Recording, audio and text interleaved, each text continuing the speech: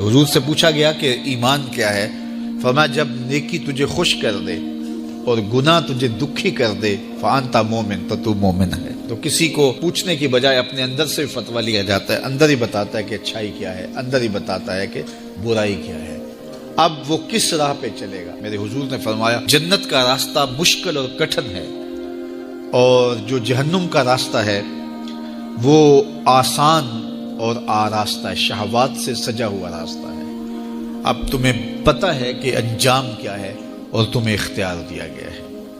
بعض لوگ اختیار کو اللہ کی رضا سمجھ لیتے ہیں، تو یہ بات جانیے کہ اللہ کی رضا میں اور اس کی مشیت میں بڑا فرق ہے۔ بعض لوگوں کی رسی اللہ نے دراز کی ہوتی ہے تو لوگ کہتے ہیں اللہ راضی نہیں ہے تو ایسا کیوں ہے، یہ کون سی کہانی ہوئی؟ ظالم جابر لوگ تختوں پہ بیٹھ جاتے ہیں، مختلف حکومتیں سنبھال لیتے ہیں اور خلق خدا کی ناک میں دم کر دیتے ہیں، لوگ کہتے ہیں اللہ راضی نہیں ہے تو ایسا کیوں ہے، یہ کون سی بات ہوئی؟ تو یہ ہمارا ایک خود ساختہ کہا ہوا جملہ ہے۔ حقیقت میں کیا ہے کہ اللہ کی رضا اور ہے، اللہ کی مشیت اور ہے۔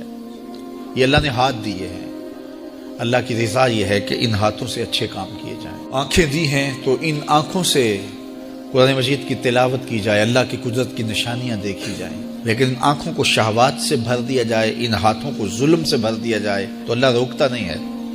ایسا نہیں ہے کہ بندہ گالی دینے لگے تو زبان ٹیڑھی ہو جائے، ایسا نہیں ہے کہ بری نظر سے آنکھوں کی بینائی کمزور ہو جائے، ایسا نہیں ہے تھپڑ مارنے لگے تو ہاتھ رک جائے، ایسا نہیں ہے کہ وہ مے خانے کی جانب چلنے لگے تو پاؤں کی انگلیاں ٹیڑھی ہو جائیں، چلا نہ جائے، ایسا نہیں ہے۔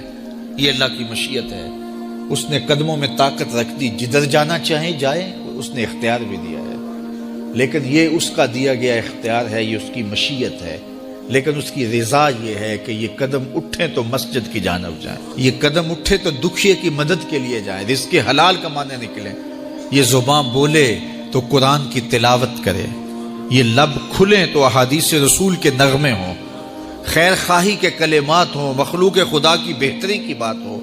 لیکن اگر کوئی گالی گلوچ دینے لگ جائے تو اس سے اللہ کی رضا نہیں۔ اللہ نے اعضاء بنا دیے اور اللہ نے انسان کو خیر و شر کی تمیز دے دی، اچھائی اور برائی کا پتہ دے دیا، اب اس کی مرضی ہے کہ وہ کدھر نکلتا ہے۔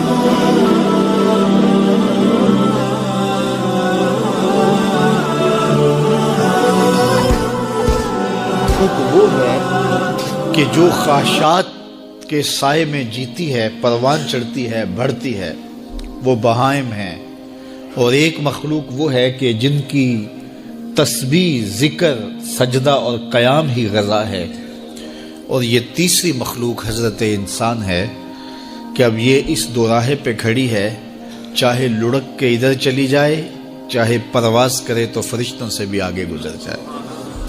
اب یہ اس کا اختیار ہے۔ حضرت انسان اللہ کی تخلیق کا شاہکار ہے، تو وہ لڑک کے چوپایوں جیسے کام کرے تو پھر چوپایا تو وہ ہوا ہی ہوا، لیکن فرمایا بل ہم عدل، بلکہ چوپایوں سے بھی گزر گیا ہے، اس لیے کہ چوپائے کے پاس تو تھا ہی وہ جو اس نے کیا، اور اس کے پاس چراغ علم بھی تھا، جگمگاتی راہیں بھی تھی، جنت کے راستے بھی تھے۔ یہ آسمان کی طرف پرواز کرنے کی بجائے زمین کی طرف لڑک گیا تو یہ چوپایوں سے بھی بدتر ہے۔ اور اگر یہ دوسرا راستہ جو کہکشاؤں سے بھرا ہوا راستہ ہے، نور و نکھت سے سجا ہوا راستہ ہے، اس خیر کی راہ پہ گامزن ہوتا ہے تو پھر فرشتے بھی اس کی قسمت پہ رش کرتے ہیں، پھر فرشتوں سے بھی آگے گزر جاتا ہے۔ یہ اللہ تعالیٰ نے ہر طرح سے راہیں اس کے لیے اجال دی ہیں، فطرتاً بھی اور انبیاء اور رسل کے ذریعے بھی، کتب کے ذریعے بھی، صحیفوں کے ذریعے بھی، مصلحین کے ذریعے سے، عقل و فہم جو دیا گیا اس کے ذریعے سے۔ یعنی انسان کے لیے کوئی شک والی بات نہیں کہ اسے پتہ نہ ہو کہ یہ راستہ خیر کا ہے اور یہ راستہ شر کا ہے، یہ اس کو اچھی طرح آگہی دی گئی۔ جب کوئی چوری کرنے لگتا ہے، دیوار پھلانگتا ہے، اس کا دل دھڑکتا ہے، یہ اللہ تعالیٰ کی طرف سے وارننگ ہوتی ہے کہ تو غلط کام کرنے جا رہا ہے۔ جب کوئی ڈاکہ مارنے لگتا ہے، ناکہ لگا کسی کو روکتا ہے، تو اس کا دل ڈرتا ہے کہ تو جرم کر رہا ہے۔ جب بدکاری کو کرنے لگتا ہے تو اس کا دل ڈولتا ہے کہ تم غلط کام کرنے جا رہے ہو۔ جب کوئی کسی کو قتل کرنے لگتا ہے تو جب وہ مقتول پہ حملہ آور ہوتا ہے تو دل ڈولتا ہے کہ تم غلط کر رہے ہو۔ حتیٰ کہ دیوار رکھتے ہوئے ہمسائے کے 2 انچ بھی دبانے لگے تو دل ڈولتا ہے کہ تم غلط کر رہے ہو. یہ جو تیز تیز دل دھڑکنے لگتا ہے گناہ کرتے ہوئے، تو یہ اللہ کی طرف سے اسے بتایا جا رہا ہوتا ہے کہ تم غلط